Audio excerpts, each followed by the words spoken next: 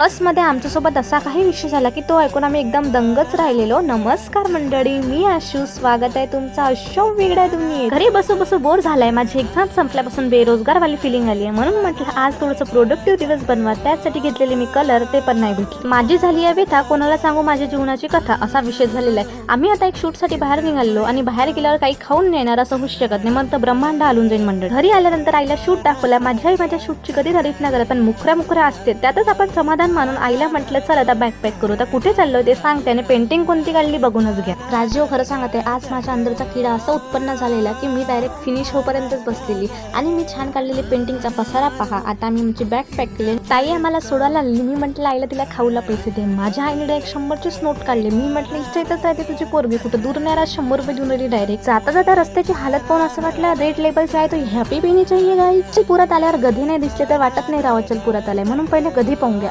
आल्या मामीने डायरेक्ट पाहुणचारच केलेला. मामी आमची राहू देते का नाही की डायरेक्ट जाच म्हणते बाबा घरी, असं काही विषय नाही राव. मामीच्या भावाला होता पाहुणचार म्हणून आम्ही त्यातच बसून गेलेलो. आणि तसंही आपल्याला पहिले पोटोबा मगच विठोबा होते. आता रात्री म्हणे आजी फॉर्मच भरून दे. म्हटलं ते बाबा फॉर्मच भरून गेले. तशी तर मी 7वी फेल आहे म्हटलं, पण हा फॉर्म भरूच शकतो. केवायसी फॉर्म होता का केवायसीच्या बापाचा फॉर्म होता काय माहित राजू. म्हणून तर राजू मोदी साहेब काही हटून निराले त्याच्या खुर्चीवरून. आप्पाला म्हटलं व्हेरिफिकेशन करून घ्या फॉर्म बरोबर आहे का चुकीचा. आप्पा म्हणे फॉर्म एकदम बरोबर आहे. म्हटलं नात कोणाची आहे. त्याच्यात आमची मामी आली. मामी म्हणते भाची कोणाची आहे. मी म्हटलं राहू दे ना बाबा फॉर्मच भरला. म्हणून तर म्हणतो राजू आमच्या घरची कथाच वेगळी आहे. चला आजसाठी इतकंच, भेटतो उद्या. तुम्ही फॉलो करून घ्या नक्कीच.